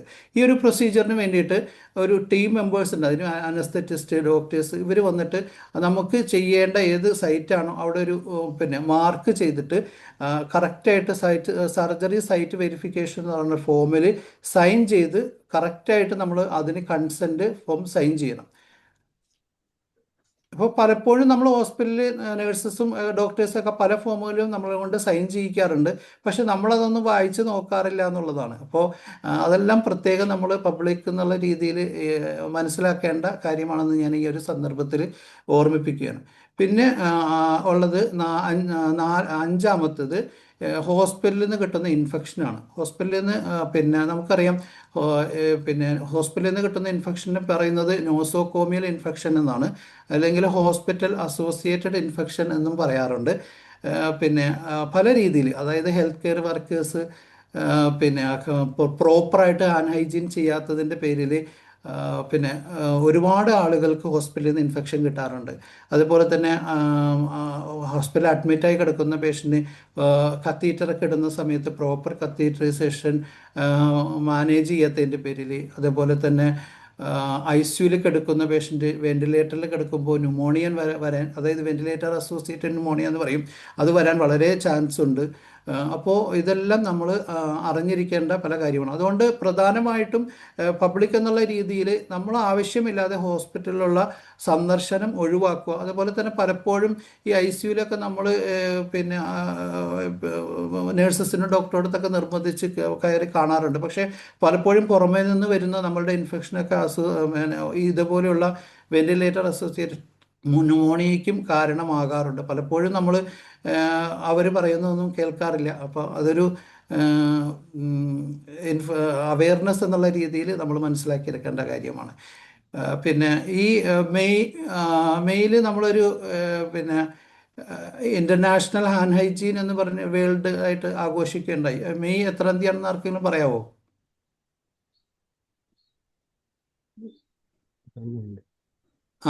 ജസ്റ്റ് മെയ് 5-ന് ഹാൻഡ് ഹൈജീൻ മൂലം ലോകത്ത് ഹാൻഡ് ഹൈജീൻ ഇല്ലാത്തതിൻ്റെ പേരിൽ ഒരുപാട് ആളുകൾ വൈറസ് സംബന്ധമായിട്ടുള്ള അസുഖം മൂലവും അതുപോലെ ശ്വാസകോശമായിട്ടുള്ള അസുഖം മൂലവും മരണപ്പെടുന്ന ഒരുപാട് ആളുകൾ നമ്മുടെ ഇടയിലുണ്ട്. അപ്പോൾ അതുകൊണ്ട് ഈ ഹോസ്പിറ്റലിൽ നിന്ന് കിട്ടുന്ന ഇൻഫെക്ഷൻ വളരെയധികം ശ്രദ്ധിക്കേണ്ടതാണ്. ഇനി ആറാമത്തേത് പിന്നെ വൾണറബിൾ ആയിട്ടുള്ള ആളുകൾ ഹോസ്പിറ്റലിൽ ബെഡിൽ നിന്നിട്ട് വീഴാറുണ്ട്. അതായത് പ്രായം ചെന്ന ആളുകളും പിന്നെ കുട്ടികളും. അപ്പോൾ അതിന് വേണ്ടിയിട്ട് ഇങ്ങനെയുള്ള ഹോസ്പിറ്റലിൽ പ്രത്യേകം അതിന് വേണ്ടിയിട്ടുള്ള ബെഡ് ഉണ്ട്. അപ്പോൾ അത് അവർ പ്രത്യേകം ഓരോ വീഴാത്ത രീതിയിൽ പ്രത്യേകം മോണിറ്റർ ചെയ്യാൻ വേണ്ടിയിട്ട് സ്റ്റാഫിനെ ഒരു കെയർ ഉണ്ടായിരിക്കും. അതെല്ലാം ഈ 6 കാര്യങ്ങളാണ് IPSC എന്ന് പറയുന്നത്, ഇൻ്റർനാഷണൽ പേഷ്യൻ്റ് സേഫ്റ്റി ഗോള് JCIയുടെ. ഇനി നമ്മൾ എന്തൊക്കെയാണോ അടുത്തത് മനസ്സിലായി കാണുമെന്ന് വിശ്വസിക്കുന്നു. ഓക്കെ അല്ലേ Sreejith sir? Yes sir. Okay. Okay, thank you. Okay, ഇനി നമുക്ക് നമ്മൾ ഹോസ്പിറ്റലിലെ ഓക്കെ, താങ്ക് യു സാർ. ഹോസ്പിറ്റലിലെ കസ്റ്റമർ എന്ന് പറയുന്നത് പേഷ്യൻ്റാണ് അല്ലേ? നമ്മൾ ഒരു പിന്നെ ഇപ്പോഴത്തെ പണ്ടൊക്കെ ഹോസ്പിറ്റൽ എന്ന് പറയുമ്പോൾ ശരിക്കും ഡോക്ടേഴ്സ് ഒരു ഹീലറായിട്ടാണ് നമ്മൾ കണ്ടുകൊണ്ടിരുന്നത്. അതായത് നമുക്ക് ഡോക്ടറിൽ നിന്നിട്ട് എല്ലാ രീതിയിലും ഫിസിക്കലും മെൻ്റലും ആയിട്ട് നമുക്ക് ഇന്നിപ്പോൾ ഒരു ബിസിനസ് രീതിയിലേക്ക് പോവുകയാണ്. അപ്പോൾ ഫിസിഷ്യൻ എന്ന് പറയുന്നതിൻ്റെ പേര് തന്നെ ഹെൽത്ത് കെയർ വർക്കേഴ്സ് എന്നൊക്കെ ആക്കി മാറ്റി. ആ പേര് മാറുന്നതിനോടൊപ്പം തന്നെ അവരും നമ്മളും തമ്മിലുള്ള ഒരു കോണ്ടാക്റ്റ് വളരെയധികം കുറഞ്ഞു. പിന്നെ ഇന്നത്തെ പോളിസിയും കാര്യങ്ങളൊക്കെ വളരെ ഡിഫറെൻ്റാണ് പണ്ടത്തതിനേക്കാളും. പിന്നെ അപ്പോൾ ഇനി റൈറ്റ്സ് എന്തൊക്കെയാണ് നമുക്ക് ഹോസ്പിറ്റലിൽ നിന്ന് കിട്ടേണ്ട റൈറ്റ്സ് എന്ന് പറയുന്നത്? ഒന്നാമത്തേത് റൈറ്റ് ടു ഇൻഫർമേഷൻ. നമ്മൾ പിന്നെ ഒരു ഡോക്ടറെ കാണുമ്പോൾ നമുക്ക് എന്താണ് അസുഖം എന്ന് അറിയേണ്ട ഒരു ഉത്തരവാദിത്തം അല്ലെങ്കിൽ റൈറ്റ് നമുക്കുണ്ട്, അവകാശം നമുക്കുണ്ട്. അതായത് ഓരോ ഡോക്ടേഴ്സും നമ്മളെ ട്രീറ്റ് ചെയ്യുന്ന സമയത്ത് പിന്നെ നമ്മുടെ ഡയഗ്നോസിസ് കൃത്യമായിട്ട് നമ്മുടെ ഫയലിൽ എഴുതണം എന്നുണ്ട്. അതായത് അതിന് നമ്മൾ പ്രൈമറി ഡയഗ്നോസിസ് എന്ന് പറയും. അഡ്മിറ്റ് ആകുന്ന സമയത്ത് ഡോക്ടേഴ്സ് നമ്മുടെ ഫയലിൽ എഴുതുന്ന ഡയഗ്നോസിസ് പ്രൈമറി ഡയഗ്നോസിസ് ആണ്. ഇനി അതേ സമയത്ത് ഡിസ്ചാർജായി പോകുന്ന സമയത്ത് അവിടെ ഒരു ഫൈനൽ ഡയഗ്നോസിസ് എഴുതും. നമ്മളൊരു ഡോക്ടറുടെ എഫിഷ്യൻസി വിലയിരുത്തുന്നത് ഈ പ്രൈമറി ഡയഗ്നോസിസും സെക്കൻഡറി ഡയഗ്നോസിസും ഒന്നാവുന്ന സമയത്താണ്. പലപ്പോഴും മിക്കപ്പോഴും ഡോക്ടേഴ്സ് ഈ രണ്ട് ഡയഗ്നോസിസ് ആയിരിക്കും എഴുതുന്നത്. പക്ഷെ ഒരു എഫിഷ്യൻ്റ് ആയിട്ടുള്ള ഡോക്ടറിന് ആ സിംറ്റംസ് കാണുമ്പോൾ തന്നെ ഇന്നതാണ് അസുഖം എന്ന് മനസ്സിലാക്കാം. അപ്പോൾ നമുക്ക് എന്താണ് നമ്മളുടെ ഡയഗ്നോസിസ് എന്ന് ചോദിച്ച് മനസ്സിലാക്കാനുള്ള ഒരു ഉത്തരവാദിത്വം നമുക്കുണ്ട്. പിന്നെ എന്തൊക്കെ ട്രീറ്റ്മെൻറ്റ് മെത്തേഡാണ്, ഇപ്പോൾ നമ്മളൊരു ഹോസ്പിറ്റലിൽ പോയിട്ട് അഡ്മിറ്റായി കിടക്കാൻ സമയത്ത് എന്തൊക്കെ ട്രീറ്റ്മെൻറ്റാണ് നമുക്ക് കിട്ടേണ്ടത് എന്ന് ചോദിച്ചറിയാനുള്ള അവകാശമുണ്ട്. പിന്നെ അതുപോലെ തന്നെ നമ്മൾ ഹോസ്പിറ്റലിൽ അഡ്മിറ്റ് ആകുന്ന സമയത്ത് ഒരു കൺസെൻറ്റ് ഫോമിൽ നമ്മൾ സൈൻ ചെയ്യിക്കും. അതിനെ ജനറൽ കൺസെൻറ്റ് എന്നാണ് പറയുന്നത്. അതായത് mutual agreement between patient and physician. അവിടെ രണ്ട് കൂട്ടരും തമ്മിലുള്ള ഒരു അണ്ടർസ്റ്റാൻഡാണ്. അതായത് പേഷ്യൻറ്റിൻ്റെ ഭാഗത്തു നിന്ന് എല്ലാ സത്യസന്ധമായിട്ടുള്ള കാര്യങ്ങളും അതൊന്നും മറച്ചു വയ്ക്കാതെ എല്ലാ ഇൻഫർമേഷനും കറക്റ്റായിട്ട് തരും എന്നുള്ള ഒരു എഗ്രിമെൻറ്റ് തിരിച്ച് ഹോസ്പിറ്റലിൻ്റെ ഭാഗത്തു നിന്ന് നമ്മൾ കൊടുക്കുന്ന ഓരോ സെൻസിറ്റീവായിട്ടുള്ള ഇൻഫർമേഷനും വളരെ കോൺഫിഡൻഷ്യലായിട്ടും പ്രൈവസി ആയിട്ടും സൂക്ഷിക്കും എന്നുള്ള ഒരു എഗ്രിമെൻ്റാണ് ജനറൽ കൺസെൻറ്റ് എന്ന് പറയുന്നത്. പിന്നെ രണ്ടാമത്തത് informed right to second opinion എന്നുള്ളതാണ്. ഇപ്പോൾ നമുക്കൊരു ട്രീറ്റ്മെൻറ്റ് ഹോസ്പിറ്റലിൽ ഇപ്പോൾ എക്സാമ്പിൾ പറയുകയാണെങ്കിൽ ഇപ്പോൾ ഡോക്ടർ നമുക്കൊരു ബൈപ്പാസ് ഓപ്പൺ സർജറി റിക്വസ്റ്റ് ചെയ്തു. അപ്പോൾ ആ സമയത്ത് നമുക്ക് അതിനോട് താല്പര്യമില്ല, നമുക്കവിടെ പിന്നെ ആൻജിയോപ്ലാസ്റ്റി ചെയ്യാനാണ് താല്പര്യം. അപ്പോൾ അതിന് വേണ്ടിയിട്ടൊരു സെക്കൻഡറി ഒപ്പീനിയൻ എടുക്കാൻ വേണ്ടിയിട്ട് നമുക്ക് വേറൊരു ഹോസ്പിറ്റലിൽ ഡോക്ടറെ കാണണമെന്ന് വിചാരിച്ചാൽ നമ്മുടെ ഡോക്യുമെൻസും കാര്യങ്ങളൊക്കെ തരാൻ വേണ്ടിയിട്ട് ആ ഹോസ്പിറ്റലുകാർക്ക് പിന്നെ ഉത്തരവാദിത്തമുണ്ട്. നമുക്കത് ചോദിക്കാനുള്ള അവകാശവുമുണ്ട്. നമ്മൾ എന്ത് ട്രീറ്റ്മെൻറ്റ് ചെയ്താലും ലാസ്റ്റ് പോകാൻ നേരത്ത് നമുക്കൊരു ഡിസ്ചാർജ് സമ്മറി പല ഹോസ്പിറ്റലുകാരും തരാറില്ലെങ്കിലും നമുക്ക് ചോദിച്ച് വാങ്ങിക്കാനുള്ള അവകാശമുണ്ട്. നമുക്ക് എന്തൊക്കെ ട്രീറ്റ്മെൻറ്റാണ് കിട്ടിയത്, എന്താണ് ഡയഗ്നോസിസ് എന്നൊക്കെ കറക്റ്റായിട്ട് ഈ ഡിസ്ചാർജ് സമ്മറിയിൽ എഴുതിയിരിക്കും. പിന്നെയുള്ളത് മൂന്നാമത്തത് പിന്നെ റൈറ്റ് ടു ട്രാൻസ്ഫർ. അതായത് നമുക്കിപ്പോൾ ഈ നേരത്തെ പറഞ്ഞതുപോലെ തന്നെ ട്രാൻസ്ഫർ ആൻഡ് റിഫ്യൂസൽ ട്രീറ്റ്മെൻറ്റ്. ഇപ്പോൾ നമുക്കൊരു ട്രീറ്റ്മെൻറ്റിനൊരു നമുക്കിപ്പോൾ ഒരു കീമോതെറാപ്പിയൊക്കെ ചെയ്യുന്ന സമയത്ത് നമുക്കതായിട്ട് അഡ്ജസ്റ്റ് സർവൈവ് ചെയ്യാൻ പറ്റാത്ത ഇതാണെങ്കിൽ നമുക്ക് വേണ്ടാന്ന് പറയാനുള്ള അവകാശമുണ്ട്. പിന്നെ അതിൽ അവർ എഴുതും അതിൻ്റെ കോംപ്ലിക്കേഷൻസ് ഇതാണ്, അത് ചെയ്തില്ല എന്നുണ്ടെങ്കിൽ മരണം വരെ സംഭവിക്കാമെന്നുള്ള കാര്യങ്ങൾ പറഞ്ഞാൽ പോലും നമുക്കത് റെഫ്യൂസ് ചെയ്യാനുള്ള ഒരു അവകാശം നമുക്കുണ്ട് എന്നുള്ളതാണ്. ഇതാണ് പിന്നെ മെയിനായിട്ടുള്ള നമ്മുടെ അവകാശങ്ങൾ എന്ന് പറയുന്നത്. പിന്നെ അതേപോലെ തന്നെ ഈ അവകാശത്തിനോടൊപ്പം തന്നെ നമുക്ക് റെസ്പോൺസിബിലിറ്റി ഉണ്ട്, ഉത്തരവാദിത്തങ്ങൾ. പ്രധാനമായിട്ടുള്ള റെസ്പോൺസിബിലിറ്റി എന്ന് പറയുന്നത് കറക്റ്റ് ഇൻഫർമേഷൻ. ഇപ്പോൾ നമ്മൾ പലപ്പോഴും നമ്മൾ സാധാരണ രീതിയിൽ പറയാറുണ്ട് രണ്ടു പേരോട് നുണ പറയരുതെന്ന്. നാഗേഷ് ചേട്ടാ, ആരോടൊക്കെയാണത്? ഡോക്ടർ അഡ്വക്കേറ്റിനോട്. Very good. അത് തന്നെ, ഡോക്ടറോടും അഡ്വക്കേറ്റിനോടും നുണ പറയരുതെന്ന് നമ്മൾ പറയാറുണ്ട്. കാരണം പലപ്പോഴും ഇന്ന് നമ്മളുടെ പല ആളുകളും ഫാമിലിയിലെ പ്രശ്നങ്ങൾ, അതേപോലെ ഫാമിലി ഇപ്പോൾ നമ്മുടെ പാരൻസിന് എന്തെങ്കിലും പ്രശ്നമുണ്ടോ, അല്ലെങ്കിൽ നമുക്ക് സീരിയസ് ആയിട്ടുള്ള എന്തെങ്കിലും ഒരു ഫാമിലി ഹിസ്റ്ററി, പേഴ്സണൽ പ്രോബ്ലംസ് പലരും മറച്ചു വയ്ക്കാറുണ്ട്. അപ്പോൾ നമ്മൾ ഹോസ്പിറ്റലിൽ പോകുന്ന സമയത്ത് കറക്റ്റ് ഇൻഫർമേഷൻ കൊടുക്കുക എന്നുള്ളത് നമ്മുടെ ഒരു ഉത്തരവാദിത്തമാണ്. പിന്നെ രണ്ടാമത്തെ റെസ്പോൺസിബിലിറ്റി എന്ന് പറയുന്നത് നമ്മൾ ഹോസ്പിറ്റൽസിൻ്റെ റൂൾസ് ആൻഡ് റെഗുലേഷൻസ് ഫോളോ ചെയ്യുക എന്നുള്ളതാണ്. പിന്നെയുള്ളത് പിന്നെ കംപ്ലൈൻസ് വിത്ത് ട്രീറ്റ്മെൻറ്റ്. അതായത് ഡോക്ടേഴ്സ് നമ്മളോട് പറയുന്ന ട്രീറ്റ്മെൻറ്റ് പ്രൊസീജിയറൊക്കെ കറക്റ്റായിട്ട് പിന്നെ അനുസരിക്കുക എന്നുള്ളതാണ്. ഇപ്പോൾ ഉദാഹരണം പറഞ്ഞപ്പോൾ നമുക്കൊരു ട്രീറ്റ്മെൻറ്റിൻ്റെ ഭാഗമായിട്ട് ഇപ്പോൾ ഒരു ആൻറ്റിബയോട്ടിക് കാര്യങ്ങളൊക്കെ കഴിക്കേണ്ടി വന്നാൽ പല ആളുകളും അസുഖം മാറുന്ന സമയത്ത് ഇപ്പോൾ ഒരു 10 ദിവസം കഴിക്കണമെന്ന് പറഞ്ഞാൽ ഒരു 5-6 ദിവസം കഴിയുമ്പോഴത്തേക്കും അത് സ്റ്റോപ്പ് ചെയ്യലാണ് പതിവ്. പക്ഷെ അവിടെ എന്താ സംഭവം എന്ന് വെച്ചിട്ടുണ്ടെങ്കിൽ നമ്മുടെ ശരീരത്തിൽ നിന്ന് ഇൻഫെക്ഷൻ പൂർണ്ണമായിട്ടും പോകുന്നുണ്ടെങ്കിൽ ആ കറക്റ്റ് പറഞ്ഞ രീതിയിൽ തന്നെ ഡോക്ടർ പറഞ്ഞ രീതിയിൽ തന്നെ കഴിക്കേണ്ടി വരും. അല്ലെങ്കിൽ ബാക്ടീരിയ റെസിസ്റ്റൻസ് നമ്മുടെ ബോഡിയിൽ ഉണ്ടാവുകയും അത് വീണ്ടും ആ ഒരു അസുഖമായിട്ട് വരാൻ ചാൻസ് ഉണ്ട്. എന്നിട്ട് പിന്നെ നമ്മൾ രണ്ടാമത് ആ ഡോക്ടർ ശരിയല്ല, അത് പിന്നെ ട്രീറ്റ്മെൻറ്റ് നമ്മൾ വേറൊരു ഡോക്ടറെ മാറിക്കയറും. അപ്പോൾ കറക്റ്റായിട്ട് ഡോക്ടർ പറയുന്ന കാര്യങ്ങൾ കറക്റ്റായിട്ട് ഫോളോ ചെയ്യുക. അതിനാണ് കംപ്ലയൻസ് വിത്ത് ട്രീറ്റ്മെൻറ്റ് എന്ന് പറയുന്നത്. ഇനി അടുത്തത് ഹോസ്പിറ്റൽ മേഖലകളിൽ ക്ലിയറായി കാണുമെന്ന് വിചാരിക്കുന്നു. ഇനി അടുത്ത പ്രധാനമായിട്ട് അറിയേണ്ട ഒരു കാര്യം, നമ്മൾ ഹോസ്പിറ്റലിൽ പോകുന്ന സമയത്ത് എമർജൻസി സിറ്റുവേഷനൊക്കെ ഉണ്ടാകുന്ന സമയത്ത് പല കോഡുകളും യൂസ് ചെയ്യാറുണ്ട്. ആർക്കെങ്കിലും പേഴ്സണലായിട്ട് അങ്ങനെ ഒരു അനുഭവം ഉണ്ടായിട്ടുണ്ടോ? അത് ഏതെങ്കിലും ഹോസ്പിറ്റലിൽ പോയിട്ടോ എമർജൻസി കോഡ് അനൗൺസ് ചെയ്ത ഒരു സിറ്റുവേഷൻ ആരും ഉണ്ടെങ്കിലും ഒന്ന് ജസ്റ്റ് ഒന്ന് പറയുമോ? മനോജ് സാർ.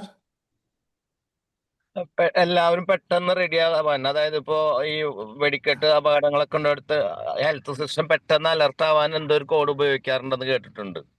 അതെ അതെ അതെ, very good, thank you Manoj sir. അതായത് ഇവിടെ ജനങ്ങളെ അതായത് ഹോസ്പിറ്റലിൽ ഒരുപാട് ICUയിലും അല്ലാണ്ട് അഡ്മിറ്റായി കിടക്കുന്ന ആളുകളുണ്ടാവും, പല രീതിയിലുള്ള ആളുകൾ ഹോസ്പിറ്റലിൽ ഉണ്ടാവും. അപ്പോൾ അവരെയൊക്കെ പാനിക്കാകാത്ത രീതിയിൽ പിന്നെ ഉള്ള കളർ സിസ്റ്റം, ഓരോ എമർജൻസി, ഇപ്പോൾ മെഡിക്കൽ എമർജൻസി വരും, ഒരു മാസീവായിട്ടുള്ള കാഷ്വാലിറ്റി വരും, ഫയർ വരും, അങ്ങനെ പല എമർജൻസി സിറ്റുവേഷൻ ഉണ്ടാകുന്ന അവസരത്തിലും പല രീതിയിലുള്ള കോഡാണ് ഹോസ്പിറ്റലിൽ യൂസ് ചെയ്യുന്നത്. പ്രധാനമായിട്ടുള്ള ചില കോഡുകളാണ് ഞാനിവിടെ പറയുന്നത്. ഒന്ന്, എമർജൻസി സിറ്റുവേഷൻ ഉണ്ടാകുന്ന സമയത്ത്, ഫയർ ഒക്കെ ഉണ്ടാകുന്ന സമയത്ത് വിളിക്കുന്ന ഒരു കോഡാണ് കോഡ് റെഡ് എന്ന് പറയുന്നത്. അപ്പോൾ ഇതിന് കോഡ് റെഡിന് ഹോസ്പിറ്റലിൽ അതിൻ്റെ കോഡ് റെഡ് ടീം ഉണ്ടാവും. അതിൽ അവർ പെട്ടെന്ന് വന്നിട്ട് ഏത് പിന്നെ ഏരിയയിലാണോ പിന്നെ ഫയർ ഉണ്ടായത് ആ ഏരിയ സ്പോട്ട് ചെയ്തിട്ട് പെട്ടെന്ന് അവിടെ നിന്ന് പേഷ്യൻറ്റിനെ ഇവാക്യുവേറ്റ് ചെയ്ത് എമർജൻസി എക്സിറ്റ് വഴി അവരെ പിന്നെ സേഫായിട്ടുള്ള അസംബ്ലി പോയിന്റിലേക്ക് എത്തിക്കുക എന്നുള്ളതാണ് ഈ ഒരു ടീമിൻ്റെ ലക്ഷ്യം എന്ന് പറയുന്നത്. പിന്നെയുള്ളത് കോഡ് ബ്ലൂ ആണ്. ഹോസ്പിറ്റലിൽ മെയിനായിട്ടുള്ള ഒരു കോഡാണ് കോഡ് ബ്ലൂ എന്ന് പറയുന്നത്. ഇത് എമർജൻസി സിറ്റുവേഷൻ, അതായത് മെഡിക്കൽ എമർജൻസിയിൽ വരുന്ന സമയത്ത്, അത് പലപ്പോഴും ഹോസ്പിറ്റലുകളിൽ വിളിക്കുന്ന ഒരു കോഡാണ്. അതായത് ICUയിൽ അഡ്മിറ്റ് ആയ സമയത്ത് പെട്ടെന്ന് ചിലപ്പോൾ ഒരു നേഴ്സ് മാത്രമേ ഉണ്ടാവുള്ളൂ. ആ സമയത്ത് പേഷ്യൻ്റെ കണ്ടീഷൻ വളരെ മോശമാവുന്ന സമയത്ത്, അല്ലെങ്കിൽ ഒരു ഡെന്റിസ്റ്റിനെ കാണുന്ന സമയത്ത്, നമ്മുടെ പല്ല് പറിക്കുന്ന സമയത്ത് പെട്ടെന്ന് BP കുറയുക അല്ലെങ്കിൽ ഷുഗർ കുറയുക, അങ്ങനെയൊക്കെ സമയത്ത് പെട്ടെന്ന് പേഷ്യൻ്റ് കൊളാപ്സ് ആവുന്ന സമയത്ത് വിളിക്കുന്ന ഒരു കോഡാണ് കോഡ് ബ്ലൂ എന്ന് പറയുന്നത്. അപ്പോൾ കോഡ് ബ്ലൂവിൻ്റെ ടീം എന്ന് പറയുന്നത് ഒരു കാർഡിയോളജിസ്റ്റ് ഉണ്ടാവും, അനസ്തെറ്റിസ്റ്റ് ഉണ്ടാവും, ട്രെയിൻഡ് ആയിട്ടുള്ള നേഴ്സസ് ഉണ്ടാവും, പിന്നെ അങ്ങനെ ഒരു ഫാർമസിസ്റ്റ്, അങ്ങനെ ഹെൽത്ത് കെയറിൽ പ്രോപ്പറായിട്ട് ആ സിറ്റുവേഷൻ മാനേജ് ചെയ്യുന്ന ഒരു ടീം മെമ്പേഴ്സ് അവിടെ ഉണ്ടാവും. അതിനാണ് കോഡ് ബ്ലൂ എന്ന് പറയുന്നത്. പിന്നെയുള്ളത് കോഡ് വയലറ്റ് ആണ്. കോഡ് വയലറ്റ് റെപ്രസെൻ്റ് ചെയ്യുന്നത് ഹോസ്പിറ്റലിൽ പലപ്പോഴും കാണുന്ന ഒരു സംഭവമാണ്. പേഷ്യൻറ്റും ഡോക്ടറും തമ്മിൽ അടിപിടി ഉണ്ടാവും. പേഷ്യൻ്റ് ചില സമയത്ത് അഗ്രസീവായിട്ട് ബിഹേവ് ചെയ്യും, അല്ലെങ്കിൽ പല രീതിയിലുള്ള ഭീഷണികൾ ഏർപ്പെടുത്തും, അല്ലെങ്കിൽ വന്ന കൂട്ടത്തിലുള്ള, അതായത് കസ്റ്റമേഴ്സായിട്ടുള്ള ആളുകൾ തമ്മിൽ പരസ്പരം ഹോസ്പിറ്റലിൽ അടിയുണ്ടാവും. അങ്ങനെയുള്ള സമയത്ത് വിളിക്കുന്ന സെക്യൂരിറ്റി അലർട്ട് ചെയ്യുന്നൊരു കോഡാണ് കോഡ് വയലറ്റ് എന്ന് പറയുന്നത്. അതുപോലെ കോഡ് പിങ്ക് ഉണ്ട്. കോഡ് പിങ്ക് എന്ന് പറയുന്നത് പലപ്പോഴും നമ്മൾ കേൾക്കാറുണ്ട്, ഹോസ്പിറ്റലുകളൊക്കെ കുട്ടിയെ ഇപ്പോൾ ന്യൂബോൺ കുട്ടിയൊക്കെ എടുത്തുകൊണ്ട് പോകുന്ന കേസ് വളരെ റെയറാണ്. എങ്കിൽ പോലും അങ്ങനെ ഒരു അവസ്ഥ കുട്ടികളെ നഷ്ടപ്പെടുന്ന സമയത്ത്, മിസ്സാവുന്ന സമയത്ത് വിളിക്കുന്ന കോഡാണ് കോഡ് പിങ്ക്. പിന്നെ അടുത്ത കോഡ് ഗ്രേ ആണ്. കോഡ് ഗ്രേ എന്ന് പറയുമ്പോൾ ഇമ്പോർട്ടൻ്റ് ആയിട്ടുള്ള പല മെഡിസിൻസും പിന്നെ സ്റ്റാഫിൻ്റെ കെയർലെസ് കൊണ്ടിട്ട് അത് താഴെ വീണ് പൊട്ടാം. അപ്പോൾ അത് മറ്റുള്ള ആളുകൾക്ക് വളരെ ഹാനികരമാവുന്ന സമയത്ത് വിളിക്കുന്ന കോഡാണ് കോഡ് ഓറഞ്ച്. അതുപോലെ കോഡ് ഗ്രീൻ ഉണ്ട്. ഇത് കംപ്ലീറ്റ് ആയിട്ട് ഒരു പെട്ടെന്നൊരു കാഷ്വാലിറ്റി വരുന്ന സമയത്ത്, ഒരു അപകടം വരുന്ന സമയത്ത് പൂർണ്ണമായിട്ടും പേഷ്യൻറ്റിനെ ഇവാക്യുവേറ്റ് ചെയ്യാൻ വേണ്ടിയിട്ട് കൊടുക്കുന്ന കോഡാണ് കോഡ് ഗ്രീൻ എന്ന് പറയുന്നത്. അപ്പോൾ ഇതൊക്കെയാണ് പ്രധാനമായിട്ടും ഹോസ്പിറ്റലുകൾ ഉപയോഗിക്കുന്ന കോഡുകൾ എന്ന് പറയുന്നത്. പിന്നെ ഇപ്പോഴത്തെ കാലഘട്ടത്തിൽ AI കാലഘട്ടമാണല്ലോ. അപ്പോൾ ഹോസ്പിറ്റലുകളും അതുപോലെ തന്നെ ഒരുപാട് മാറ്റങ്ങളുണ്ട്. ഇപ്പോൾ പണ്ടത്തെ കാലഘട്ടത്തിൽ നമ്മൾ ഒരു അപേക്ഷിച്ച് നോക്കുമ്പോൾ ഇന്ന് ഹെൽത്ത് കെയർ മേഖലയിൽ വളരെ വലിയ നമുക്ക് വ്യത്യാസങ്ങൾ കാണാൻ കഴിയും. പിന്നെ ഇതിലിപ്പോൾ കബീർ സാർ, നമ്മൾ പണ്ട് ഒരു 10-20 വർഷം മുമ്പ് നമ്മൾ ഹോസ്പിറ്റലിൽ പോകുമ്പോൾ ഉള്ള ഒരു സിസ്റ്റം എങ്ങനെയാണ്? നമ്മളൊരു അപ്പോയിൻമെൻ്റ് ഒക്കെ എടുക്കണമെങ്കിൽ ഉള്ള ഒരു സിസ്റ്റം ഒന്ന് ഓർത്ത് പറയാമോ കബീർ സാർ? അഡ്വാൻസ് ടോക്കൺ ഒക്കെ എടുക്കണം. അതെ, അഡ്വാൻസ്ഡ് ടോക്കൺ എടുക്കണം. മ്യൂട്ടാണ്. സോറി, അതായത് നമ്മൾ അന്ന് കാലത്തൊക്കെ നേരത്തെ അവിടെ പേഴ്സണലി അവിടെ ചെന്ന് ടോക്കൺ എടുത്ത് വെയിറ്റ് ചെയ്യേണ്ടി വരും കാണണമെങ്കിൽ. പിന്നെ അപ്പോയിന്റ്മെന്റ് എടുക്കണമെങ്കിൽ വേറൊരു ദിവസത്തേക്ക് അപ്പോയിന്റ്മെന്റ് ഇന്ന് എടുത്തിട്ട് തിരിച്ചു വരാം. നമ്മൾ തിങ്കളാഴ്ച ബുധനാഴ്ച 5 മണിക്ക് വരുമെന്ന് പറഞ്ഞു വിടും, പിന്നെ അന്ന് പോവുക, അത്രേ പറ്റത്തുള്ളൂ. അതെ അതെ അതെ. അപ്പോൾ ഇന്നത്തെ പല ഹോസ്പിറ്റലുകളും ചാറ്റ് ബോക്സുകൾ, അതായത് AI പോലുമുള്ള ഈ 24 അവേഴ്സ് ആക്സസ് ആയിട്ടുള്ള പല സർവീസുകളും കൊടുക്കുന്നുണ്ട്. ഇപ്പോൾ നമുക്ക് ഇതേപോലെ കബീർ സാർ പറഞ്ഞ പോലെ നേരത്തെ പോയി ക്യൂ നിന്ന് നിൽക്കേണ്ട ഒരു അവസ്ഥ വരുന്നില്ല. നമുക്ക് കറക്റ്റായിട്ട് ആ ടൈമിൽ കറക്റ്റ് ഹോസ്പിറ്റലിൽ പോവുക, അല്ലെങ്കിൽ നമുക്ക് ക്യാൻസലേഷൻ വേണ്ടി വന്നിട്ടുണ്ടെങ്കിൽ ക്യാൻസൽ ചെയ്യുക. അങ്ങനെയുള്ള ഒരുപാട് ഫെസിലിറ്റീസ് ഏറ്റവും കൂടുതൽ പൊതുജനങ്ങൾക്ക് ഈസി ആയിട്ടുള്ള ഒരു കാര്യമാണ് ഈ ഒരു ടോക്കൺ സിസ്റ്റം എന്ന് പറയുന്നത്. പിന്നെ ഉള്ളത് AI വന്നതുകൊണ്ടുള്ള അടുത്തൊരു ഇതാണ്, ഇപ്പോൾ ചില ഹോസ്പിറ്റലിലൊക്കെ ഫാർമസിയിൽ മരുന്ന് വരെയും പിന്നെ ഫാർമസിസ്റ്റ് കൗണ്ടറിൽ ഇരുന്നാൽ മാത്രം മതി. പിന്നെ ഈ റോബോട്ട് സിസ്റ്റം കറക്റ്റായിട്ട് ആ ട്രാക്കിൽ പോയിട്ട് ഏത് മെഡിസിനാണ് കൊടുക്കേണ്ടതെന്നുള്ളത് കറക്റ്റായിട്ട് ട്രാക്ക് ചെയ്തിട്ട് ഫാർമസിസ്റ്റിൻ്റെ അടുത്ത് കൊടുക്കുന്നു. പിന്നെ ലാബാണെന്നുണ്ടെങ്കിൽ നമ്മളിപ്പോൾ ഒരു പിന്നെ പിന്നെ ഒരു സിസ്റ്റൊക്കെ എന്തെങ്കിലും ഒരു ഓപ്പറേഷൻ ചെയ്തിട്ട് നമുക്ക് ബയോപ്സി ഒക്കെ ചെയ്യേണ്ട സമയത്ത് ബയോപ്സി റിസൾട്ടൊക്കെ ഇപ്പോൾ വളരെ കറക്റ്റായിട്ട് എന്തെങ്കിലും അനോമലീസ് നമുക്കുണ്ടെങ്കിൽ, സീരിയസ് ആയിട്ടുള്ള അസുഖങ്ങളൊക്കെ ഉണ്ടെങ്കിൽ ഹ്യൂമൻ എറർ ഇല്ലാത്ത രീതിയിൽ, മറ്റേതെന്ന് പറഞ്ഞാൽ പലപ്പോഴും ഒരു ബയോപ്സി ചെയ്ത് ചിലപ്പോൾ രണ്ടാമതൊന്നും കൂടെ ചെയ്യേണ്ടി വരും. ഇപ്പോൾ ഈ AI സിസ്റ്റമൊക്കെ വളരെ അക്യുറേറ്റ് ആയിട്ട് ഡയഗ്നോസിസ് ഒക്കെ ചെയ്യുന്ന ഒരു കാലഘട്ടമാണ്. അതും നമുക്ക് വളരെ വലിയൊരു ഉപകാരമാണ്. പിന്നെ അങ്ങനെ ഇനിയുള്ള വരുന്ന കാലഘട്ടത്തിൽ IoT എന്ന് പറയും, ഇൻ്റർനെറ്റ് ഓഫ് തിങ്സ് എന്ന് പറയും. അതായത് ഇപ്പോൾ നമ്മുടെ നാട്ടിൽ ഡിജിറ്റലൈസേഷൻ എന്ന് പറയുന്നത് ഔട്ട് പേഷ്യൻ്റ് മേഖലയിൽ ഏറെക്കുറെ ഏകദേശം ഡിജിറ്റലൈസേഷൻ ആയിക്കൊണ്ടിരിക്കുന്നുണ്ട്. ഇനി IP ആണെന്നുണ്ടെങ്കിൽ മാനുവൽ സിസ്റ്റം തന്നെയാണ് നാട്ടിലിപ്പോൾ ഫോളോ ചെയ്യുന്നത്. ഇവിടെ പിന്നെ മിഡിൽ ഈസ്റ്റിലൊക്കെ ആണെങ്കിൽ പൂർണ്ണമായിട്ടും ഓൾമോസ്റ്റ് ഒരു 90% ഹോസ്പിറ്റലുകളും ഇൻ്റഗ്രേറ്റഡ് സിസ്റ്റമാണ്. EHR എന്ന് പറയും, ഇലക്ട്രോണിക് ഹെൽത്ത് റെക്കോർഡ് സിസ്റ്റമാണ്. ഇവിടെയൊക്കെ നമുക്ക് കൂടുതലും പിന്നെ AI-യുടെ ഒരു ഇൻഫ്ലുവൻസ് ഒക്കെ നമുക്ക് കൂടുതലും പ്രയോജനപ്പെടുന്ന ഇതാണ്. ഇപ്പോൾ നമ്മുടെ നാട്ടിലൊക്കെ ആയി വരുന്നുണ്ട്. അതിന് വേണ്ടിയിട്ട് നമ്മുടെ ഇന്ത്യൻ ഗവൺമെൻറ് തന്നെ ഒരു ABHA എന്ന് പറയുന്ന ഒരു അക്കൗണ്ട് ഇപ്പോൾ അതായത് പിന്നെ ആയുഷ്മാൻ ഭാരത് ഹെൽത്ത് അക്കൗണ്ട് എന്ന് പറയുന്ന ഒരു 14 ഡിജിറ്റ് നമുക്കെല്ലാവർക്കും ഈ ഒരു സൈറ്റിൽ കയറിയിട്ട് നമ്മുടെ അക്കൗണ്ട് ക്രിയേറ്റ് ചെയ്യാം. 14 ഡിജിറ്റാണ്. നമ്മുടെ ആധാർ കാർഡ് വഴി ലിങ്ക് ചെയ്തിട്ടുണ്ടെന്നുണ്ടെങ്കിൽ ഈ ഹെൽത്ത് രജിസ്റ്റർ ചെയ്യാം. ചെയ്ത് കഴിഞ്ഞാൽ അതിൻ്റെ ഒരു മെച്ചം എന്താണെന്ന് വെച്ചിട്ടുണ്ടെങ്കിൽ നമ്മൾ ഇന്ത്യയുടെ ഏത് ഭാഗത്ത് പോയാലും ഗവൺമെൻറ് സെക്ടറിൽ മെഡിക്കൽ കോളേജുകളോ താലൂക്ക് ഹോസ്പിറ്റലോ ഒക്കെ എവിടെ പോയാലും നമ്മളുടെ ഇൻഫർമേഷന് നമുക്ക് ആക്സസ് ചെയ്യാൻ കഴിയും. ഇപ്പോൾ പെട്ടെന്നൊരു ഇതിൻ്റെ ഒരു ഗുണം എന്തെന്ന് വെച്ചാൽ പെട്ടെന്ന് നമുക്കൊരു എമർജൻസി സിറ്റുവേഷൻ വന്നു കഴിഞ്ഞാൽ പിന്നെ നമ്മൾ കഴിച്ചുകൊണ്ടിരിക്കുന്ന മെഡിസിന് നമുക്കുണ്ടാകുന്ന അലർജി ഇതെല്ലാം നമുക്ക് പിന്നെ ഈ സിസ്റ്റത്തിലൂടെ നമ്മൾ ജസ്റ്റ് ഒരു OTP നമ്പർ മാത്രം പറഞ്ഞു കൊടുത്താൽ ഡോക്ടേഴ്സിന് ആക്സസ് ചെയ്യാൻ കഴിയും. അപ്പോൾ അതെല്ലാം ഇപ്പോൾ നമ്മൾ അറിഞ്ഞിരിക്കേണ്ട ഒരു കാര്യമാണ്. ABHA എന്ന് പറയും, ആയുഷ്മാൻ ഭാരത് ഹെൽത്ത് അക്കൗണ്ട് എന്ന് പറയും. അത് പരമാവധി കഴിയുന്നവർ അത് ക്രിയേറ്റ് ചെയ്യുക. അങ്ങനെ നമ്മൾ എപ്പോഴും ഹെൽത്ത് മേഖലയായിട്ട് ബന്ധപ്പെട്ട കുറച്ച് കാര്യങ്ങളൊക്കെ നമ്മൾ അറിഞ്ഞിരിക്കേണ്ടത് വളരെ നല്ല കാര്യമാണ്. അപ്പോൾ ഇന്നത്തെ ക്ലാസ് എല്ലാവർക്കും ഉപകാരപ്പെട്ടു എന്ന് വിചാരിക്കുന്നു. ഫീഡ്ബാക്കുകൾ അറിയിക്കുക. എന്നെ ഇത്രയും നേരം ശ്രവിച്ച എല്ലാവർക്കും ഈ 7 AM കോഫി ടോക്കിൻ്റെ എല്ലാ മെമ്പേഴ്സിനോടും ഞാൻ എൻ്റെ ഹൃദ്യമായ ഒരു പിന്നെ നന്ദി ഇവിടെ അറിയിക്കുന്നു. ഈ ഒരു സെഷനിൽ വരാൻ കഴിഞ്ഞതിൽ വളരെയധികം ഭാഗ്യമായി കരുതുന്നു. Okay, thank you so much.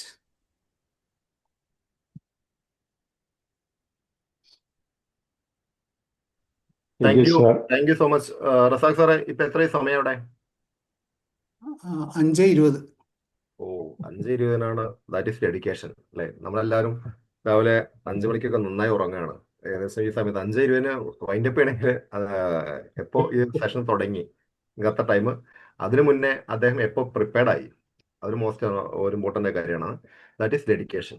ഒരു വ്യക്തിയുടെ ഒരു പ്രോഗ്രാം അല്ലെങ്കിൽ അവിടെ ഏറ്റെടുക്കുന്ന ദൗത്യം വിജയിപ്പിക്കുന്നത് എത്ര കണ്ട് അതിനോട് കമ്മിറ്റ് ചെയ്യുമെന്നുള്ള, എത്ര കണ്ട് അത് നീതി പുലർത്തുന്നുള്ള, അതുതന്നെയാണ് ഇന്നത്തെ സെഷൻ്റെ ഏറ്റവും വലിയൊരു വിജയം. Once again thank you so much. Health ഇൻഫോർമേഷനെ കുറിച്ച് ഒരുപാട് കാര്യങ്ങൾ നമുക്ക് കിട്ടി. എന്തുകൊണ്ടാണ് ഓരോ അക്രഡിറ്റേഷൻ വെച്ചിട്ടുണ്ടായിരിക്കില്ല ഹോസ്പിറ്റലിൽ ഇന്നെ ലെവലിൽ നിൽക്കുന്നത്, നമുക്ക് അതിനെക്കുറിച്ചുള്ള ജസ്റ്റ് നമ്മൾ വായിക്കും NABH ബോർഡ് കണ്ടു, NABH അല്ല കുഴപ്പമില്ല ആയിക്കോട്ടെ. നമ്മൾ എത്ര നോക്കും, ഒരു 50 രൂപയുടെ ഡോക്ടർ കൺസൾട്ടേഷൻ ഫീസ് എവിടെയുള്ളതാ, നമ്മൾ അവിടെ പോവാം. ഈ ഡോക്ടർ ഫീസ് കൺസൾട്ടേഷന്റെ ഫീസ് ഉയരുന്നതും അതിൻ്റെ ഒരു സ്റ്റാൻഡേർഡും മറ്റുള്ള കാര്യങ്ങളും ഒക്കെ വിശദമായിട്ട് തന്നെ പറഞ്ഞു തന്നു. അതോടൊപ്പം തന്നെ ഒരു ആസ് എ പേഷ്യൻ്റ് അല്ലെങ്കിൽ ബൈസ്റ്റാൻഡർ അവരുടെ റൈറ്റ്സ്, ഡ്യൂട്ടീസ്, റെസ്പോൺസിബിലിറ്റി എന്നിവയെക്കുറിച്ചുള്ള ഒരു വേൾഡ് വൈഡ് ആയിട്ടുള്ള ഒരു ലെവലിൽ സ്റ്റാൻഡേർഡൈസേഷൻ കൂടിയിട്ടുള്ള ഒരു സെഷൻ ആയിരുന്നു. Once again Razak sir, thank you so much. Open for feedback please. Razak sir, excellent informative സെഷനാണ്.